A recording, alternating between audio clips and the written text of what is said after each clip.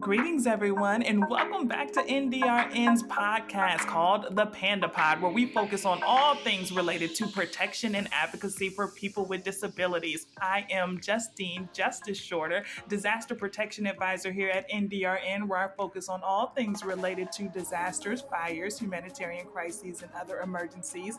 And I am joined today to my right by the phenomenal Erica.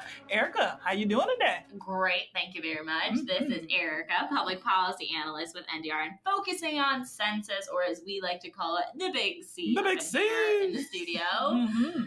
And to my right, I had to double check that. I saw the hesitation in your face. Right or left? To the right. And this is Michelle Bishop, Voting Rights Specialist at NDRN, here on the PandA Pod with you today, the podcast filled with pandemonium. Oh! We knew she had to do it. Stole a pun from Erica. We knew it had to happen. Big day here in had NDRN. to happen. Well, you know, today has to be a big day because it is also the last day of this series, all focused on disability, disaster, and democracy. It is our final episode in this three-part trilogy. Although we've come to the end of the road, I still can. Erica, do you even know that? I have no idea, but I'm impressed. It's unnatural that you don't know that song. It is so wrong. Ooh, that was a good one. Yeah, did you hear it all up in the throat? I did. Yeah. Wow. All right, we'll do a whole other series where we introduce Erica to 90s R&B. Yes. Seriously. And we'll also be releasing a mixtape coming up soon, maybe dropping at the end of the year. We don't have any approval to do any of that, but hey, we have a mic. But don't worry, the PandA Pod is here to stay. There are other NDRN staff that are eagerly cooking up spicy new content, including Erica and I. Yes. We're working on Pava with Java, a Pava podcast. You heard it here. Wait a minute, but if there's anyone out there who does not know what PAVA is, could you tell them? Oh, protection and advocacy for voter access. There we go. You better know what it is. Hello. Good So sound yes, effects. we've got new content coming on the PandA Pod where protection and advocacy for people with disabilities is always on the menu. Literally the only thing on the menu, but that's fine. And we're proud of that. You know, that's very clear. We're proud. Truth. But so thrilled to hear that the PandA Pod is here to stay, ladies, and hopefully with us as the three host. And as we're already the host for today's episode, we're going to take it away and let you know what we're going to be talking about today. Absolutely. We have three phenomenal stories today, and I think the content is pretty good. Michelle, would you agree? I would like to say, just to interrupt, they're very captivating. It's like an episode of Grey's Anatomy. Okay, that's a bit of a stretch. No, they're good. Grey's Anatomy's been on the air for like 16 years. Imagine us That in seems 16 years. problematic. We're going to be sitting in the studio. Will And not be. Nobody wants to watch 16 years of my life. Listen, I would. I think that would be fascinating. Just like the PandA Pod. The PandA Pod is fascinating. Not sure about the other things you've mentioned. I'm sure that this episode in particular, though, is going to be something that you want to stay tuned for. We have some wonderful folks from the network, the P&A network, PandA network here, who are going to be giving us some of their personal perspectives on these issues. And when we say these issues, we mean voting rights after disasters in the census. Isn't that right? Oh, yeah. Later in the episode, we'll connect the census to disaster assistance with Stephanie Duke from Disability Rights Texas. And then we'll get on the road after Hurricane Michael with Carol Stahersky from Disability Rights Florida. But first, we're going to start out with the gentleman who inspired me, ladies. He was my inspiration for getting this particular series started on disability, disaster, and democracy. He was a very active and eager individual who really, really cared about these issues. And everything that I do is driven by what the P&A network tells me that they need, which is what all of us do, right? So and this gentleman's name is Zachary Barakin, and he is a voting rights specialist coming out of Disability Rights New York. Go voting rights specialists. Excellent. Go New York. You're a New York girl, yes? Oh. Both true. Yes. All right. Hey now. And so Zach has a truly stunning story that talks about his experience during Superstorm Sandy in 2012. We do think that you all will enjoy it. I don't even need to say anything else. I'll let Zach take it away. Hi, my name is Zachary Borodkin. I am a voting rights advocate with the New York P&A, which I have been working at for a little over a year now. So, my story begins on October 29th, 2012.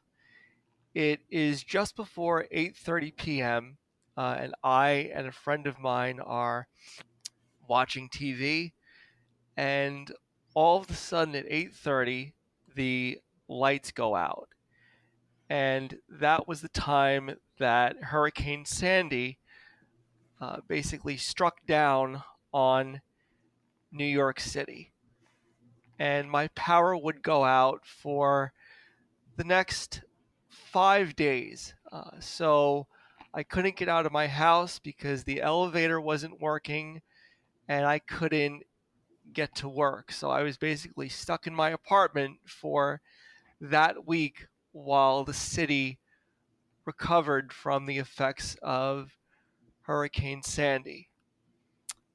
Now, in this time, because there were no electronics, I spent a lot of time thinking about what was happening around me because this was also a presidential election year, and I knew that the governor of New York, Governor Cuomo, had already declared an emergency in the days leading up to Hurricane Sandy, but I was curious as to the other decisions that were going to be made around accessibility and access for people who could not get out of their buildings or who were trapped um, in in the city and couldn't get out. And I realized that when you vote, because again, this was a presidential election year, when you vote, you're not just voting for the governor or the president or the person who's gonna hold that specific position in public office. You're voting for for the process behind the decisions that they make, and part of that decision making process involves people that they put into power to make decisions on issues involving education and issues involving emergency management. Because the governor or the person appointed cannot make those decisions on their own. They appoint people to make those decisions and have them carried out. Um, and I think this is why people should vote in general and following major disasters, because you're putting the person in charge who is responsible for giving someone else the power behind the decision making process. And part of that decision making process during Hurricane Sandy was the recovery effort to help New York City recover. And since it was a presidential election year, a decision was made to have people vote from anywhere via affidavit ballot because some of the poll sites had been affected by Hurricane Sandy. My poll site was at the LGBTQ Center um, on 13th Street and 8th Avenue. It was right where St. Vincent's Hospital used to be. And that whole area was devastated. So it was the decision of the governor to have people fill out affidavit ballots to vote from anywhere. And it was the decision of the governor to appoint an emergency manager who would decide on the recovery following Hurricane Sandy. So this is an important reason why people should vote in general, because again, they're voting not just on the person who's going to hold high office, but they're voting on the decision-making process. They're voting on the people that the governor is going to put in power, that's going to be behind the decision-making process that's going to affect their lives. So this is an understated reason, but it's a very crucial reason why people need to vote, because these decisions affect everybody. Thank you so much, Zach. And now we go to Stephanie. Hello, my name is Stephanie Duke. I'm the Equal Justice Work Disaster Recovery Legal Fellow at Disability Rights in Texas.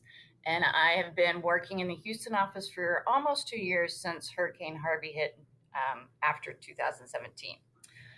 So, disasters are catastrophic events which range from terrorist attacks to extreme weather occurrences. And today, the reality of it is that they are increasing in numbers and in severity. In 2019 alone, there were over 100 declarations with damage assessments at over $91 billion. So, in addressing needs after disaster, previous traditional models have focused on self-preparedness to potentially alleviate consequential costs. While this method has lessened some expenses, the exponential costs have not been decreased. So there's been a new process that looks at the whole community, or community resiliency approach. Community resiliency has become the central framework guiding disaster preparedness and planning efforts, with researchers, practitioners, and policymaking involved and focusing on the factors that communities need. Different conceptualizations of community resiliency emphasize that communities have different types of resources or capital. However, if individuals with disabilities are not personally participating in these community resiliency efforts, their needs are not accounted for unless data from other resources is being used. This is where the census comes in and is so important, because the census provides, they're the agency for producing data about American people and our economy. At the national level, the Bureau is part of a number of different emergency management working groups organized by FEMA to coordinate the federal government's disaster response and recovery efforts, which address economic recovery, health and social services recovery, and community planning. The Bureau also employs the Emergency Preparedness and Response Team to provide data about their population directly to units of local government. So without good responses to the census and the survey, the Bureau is unable to provide data to the units of local government in preparing and responding to emergencies. So why is this so important? Basically, it comes down to numbers and the data, because the data is going to provide how much money units of local government need. In preparing or responding to disasters, FEMA has a comprehensive planning guide that generally offices of emergency management typically follow to provide emergency services. This guide emphasizes the community approach as well and reiterates the jurisdiction's obligation in planning. These plans, whether it's emergency operation plans or standard operating procedures, include integration with other agencies, such as but not limited to Health and Human Services, the police, fire department, transportation, to address the unique needs of that community.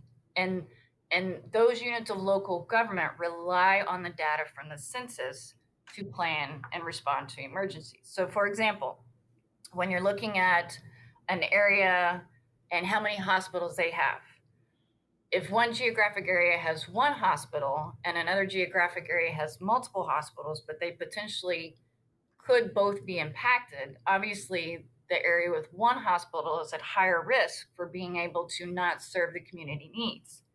So in general, that's what they're looking at, but specific to individuals with disabilities, knowing how many individuals in the area with disabilities that require a continuum of care would help them provide and plan for emergency responses. Another example is in general, units of local government in preparing request rescue equipment.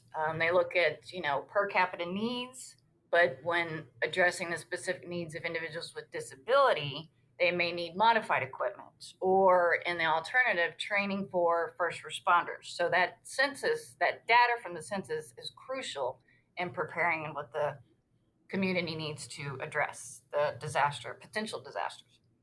FEMA also uses the data from the census to identify vulnerable communities and create a vulnerability index to assist with potential aid for public and individual assistance. This index is used to plan for mass care and emergency shelters and disaster response centers. So this data can also help staff shelters with medical and health professionals, but also potential need for durable medical equipment or other accommodations such as possible interpreters or assistive technology devices in order to allow accessibility to the shelters or disaster resource centers. So that's kind of just emergency and response.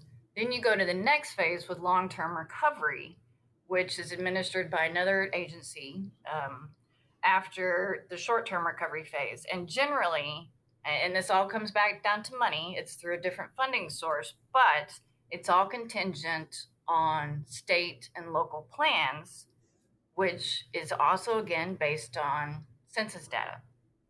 In application for these funds, these plans rely on statistics in addressing the demographics in their specific area. Without accurate data from the census, the needs of the community, and specifically individuals with disabilities, will be missed and not accounted for.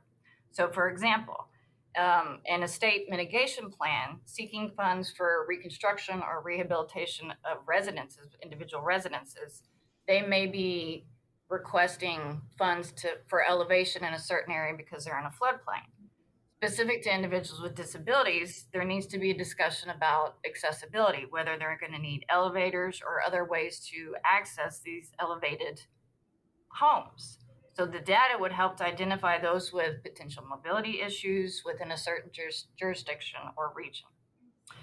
FEMA's vulnerability index does not include those denied because their homes were safe to occupy. So we still have tons of families, thousands actually, that have unmet needs because they weren't given any aid from FEMA. So when the state or local jurisdiction is relying on census data, they can look at individuals with disabilities in those areas to determine the potential impact of those unmet needs for the state planning. The state mitigation plan also addresses those relying on public housing and would potentially need relocation assistance. Specific to individuals with disabilities, it could produce access to affordable housing and other options and how many they're having to target and look at. So it's important for people to remember that the key to disaster preparation and response is responding to the 2020 census. This will lead to more effective and efficient emergency management and rescue operations, as well as allocation of funds for rebuilding communities after a disaster. Excellent. Thank you so much, Stephanie. And now, Carol, take us away. Hi, this is Carol Stahersky with Disability Rights Florida. I'm here today to tell you a story about us working both our voting project and our emergency management project at the same time. As most will remember, we had a pretty devastating hurricane up here in the panhandle of Florida, Hurricane Michael, that had a lot of damage. Unfortunately, this hurricane hit right during voting, open voting. So we were concerned that polling places were open and running and buildings were not damaged, and how the different supervisors of elections dealt with making it all work so that people could vote. During early voting and on election day, Hurricane Michael hit on October 10th, 2018. We here at the Disability Rights Florida got in our car on October 31st, which gave a good couple of weeks so that we didn't get in the way of emergency management personnel, which we did not want to do, and a good amount of time for the roads to get cleared. So on October 31st, we hopped in the car and we went to each one of the counties in the Florida Panhandle that had been declared a disaster area by the governor and by FEMA. And we started out in Tallahassee, and the first one we hit was Gadsden County. And what we wanted to do was get a picture of what kind of damage each one of these counties had and how they dealt with it and how it was working for them at the time during early voting and what their plans were for Election Day. So the first place we went was Gadsden County, met with the supervisor of elections. They were very available, very accommodating. We went right to their office and got a report of how they were doing. They said had to relocate one precinct due to building damage. They relocated the precinct to a library, and they report everything is going well. They used, of interest was how they let voters know. They said they used the newspapers and postcards and a sign at the old precinct to notify voters of the change of location. There was power available in all the precincts. The staff felt they were ready and had not run into any significant issues. Then we got back in the car and drove on to Jackson County, met with the supervisor of elections in Jackson County. And as I'm telling my story, you will notice that we're going from Tallahassee, which had just minimal damage, into Panama City, which had the worst. So we see more damage as we're going along. Back to Jackson County, they were very accommodating, met with the supervisor of elections. They said they had no voting equipment damage. There was damage to a good number of structures that were planned voting sites. They said normally they have like 14 early voting sites, and they have opened polling places at emergency staging areas and distribution centers. The Department of Transportation put out voting information signs throughout the county and provided the Secretary of State's office cell phone number. Information on the changes was shared via television, newspapers at the college, at the Chamber of Commerce, and at schools. And they used signs at the closed polling sites so that people would know where to go for the new one. They also received generators from the Secretary of State and from Leon County Supervisor of Elections. Just in case. Power was on in all of their sites, but power was sketchy at the time. It would go in and out a lot, so they had standby generators just in case.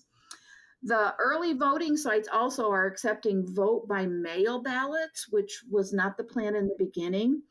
The regulation was if you were more than 20 miles from one of the new voting sites, that you could bring a mail-in ballot to the supervisor of elections office.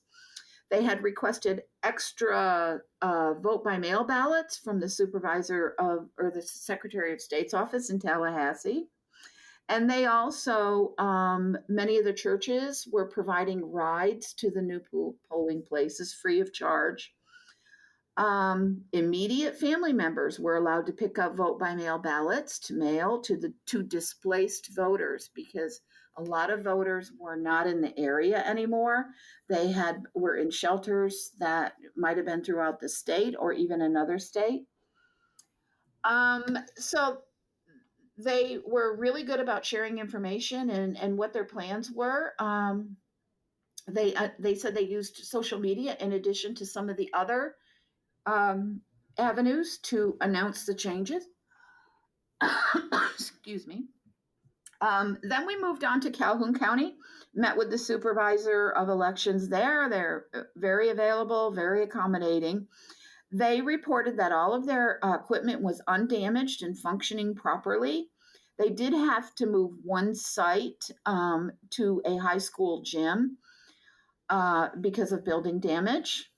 One of the sites was under a tent. They had AC in the tent. It was one of those big FEMA type tents so it had AC. They're working with television, radio, and telephone notification of the changes. The supervisor of elections in that county felt that they were in good shape, and they did have generators available just in case. Then we moved on to Liberty County, and the supervisor of elections was not there, but we talked with their staff. And let's see, they had no changes of locations at all. All 8 sites that were originally scheduled for voting had power. They did have generators at each one of the sites just in case. Then we moved on to Bay County, which is Panama City, which got the most of the damage, which had some interesting stories. We met with the supervisor of elections. He told us that they had spent the night in the supervisor of elections office where all the servers were because they were a little concerned. So staff spent the night there. They did lose their roof during the night. And all of the water flooded into all of the servers for the voting equipment. Miraculously, and anyone that works with IT will kind of shake their head at this, they were able to take all of the servers, take them outside, take the cover off. This is the next day when the sun is finally shining. Take the covers off, dump the water out, and lay them out in the sun to dry, and every single one of them worked. So that was really surprising. Most of the buildings in Bay County were damaged. They had originally 40 early voting sites planned for early voting, and that most of the buildings were damaged, and they ended up with 6 what they call mega voting sites, which is they found a large building that didn't have damage, that was ADA accessible. And so they moved from 40 sites to 6. It caused some issues with transportation because people had to go much farther distances. But again, a lot of the local churches and FEMA and the NAACP all kind of got together and provided as many rides as they could. So they used public service announcements to advise the public of changes, including radio and television and social media. Bay County asked Disability Rights Florida to put it also out on their social media. So they tried to hit as many outlets as possible. They said the Secretary of State from Florida had visited the Supervisor of Elections office 3 times already. I don't think the mega voting sites were probably the most efficient way to do this, but if anybody was in Panama City after Hurricane Michael, there were very few undamaged, still standing buildings. So they didn't have a lot to choose from. So that was kind of a story of how we combined 2 projects together, our voting project to make sure people with disabilities had access to voting, and our emergency management project, which we use to monitor how communities and people with disability are reacting and responding to a disaster. Carol, that was a wonderful and amazingly insightful ride. Ladies, would you agree? Yes. Thank you so much to all of our guests today. These stories were amazing. And what a wonderful way to close out this series, guys. Just ending it with the voices of the folks who are out there on the front line doing this work to ensure that the rights of people with disabilities are not dismissed, disregarded, ignored, pushed to the side. Yeah? Absolutely. I like you said dismissed, and you said another word that started with the D there. Yeah, I was just keeping with our 3D I was gonna say, thing, you know, so 3D a lot like of things it. going on. Yes, but I mean, we're literally closing out this entire series about disability, disaster, and democracy, and I think that there were so so many wonderful jewels that were dropped throughout the entire series. And do you guys have any favorite moments at all? Oh, power at the polls. Loved it. Yeah. I was going to say when you coined the phrase the big C for census. Okay, I well, see. that was a moment. Right. That Yeah. was a moment, you know what I mean? And I did it for the culture, you know? I did it for That the was culture. a moment. Yeah, So yeah. I noticed nobody said when I sang Boys to Men for you, but that's okay. Yeah, and I don't. My feelings aren't hurt at I mean, all. nobody mentioned, you know, Sorry. the backup vocals that I provided, which became the foreground vocal. So really, our only audience was Erica, and she was not impressed. Clearly, the singer. I took it from the background to the foreground, and Wow. nobody cared. So that was just, you know, it took a lot of work to get those vocals in line. Anyway. It's fine. I think that this was such a pleasure to do this series with you all. I think it puts us in a really wonderful position to inspire other folks to listen, and then also other staff members to get involved, because I think people are going to enjoy getting their content, technical assistance training type of material in a different format. Yeah. Yes, and it's 2020, so keep an ear out. Not an eye, I suppose, an ear out for a new series coming from Erica and I, Pava with Java, where we'll be talking about elections and voting rights all throughout 2020. You know, 2020. It's Okay, a big wait year. a minute. I feel like Elections there's a and lot of census. tea that will be spilled about the census and the elections. So what's in your mug? I see what you did there. I like the Steamy, tea, though. steamy. Justice All right. is definitely auditioning to be a guest. I Well, like listen, it. listen. It's fine. I'm just out here. I'm just doing the work, you know, on a day-to-day basis, just putting in the time. I love putting in it. the time. But we want to be sure to thank everyone who listened and the folks on the NDRN team who helped us put this podcast together. Shout out to Tina Pinedo. Yes. Who's our audio engineer. We also want to shout out our IT specialist, who is such a phenomenal guy. His name is Charles, and he does a lot of the hookup. He helps us out with a lot Charles of is this the stuff. fixture of all things in India. We wouldn't be here if it weren't for Charles, quite frankly. I wouldn't have my so. life together if it wasn't for Charles. Never. Yep. Okay. I'm gonna give my mom some of the credit for this, but yeah, no, I think I hope Charles, she Well, that's listen. fair. Charles is a big part of this as well. I see. All right, good to know. Oh, Carol Bishop, I'm so sorry.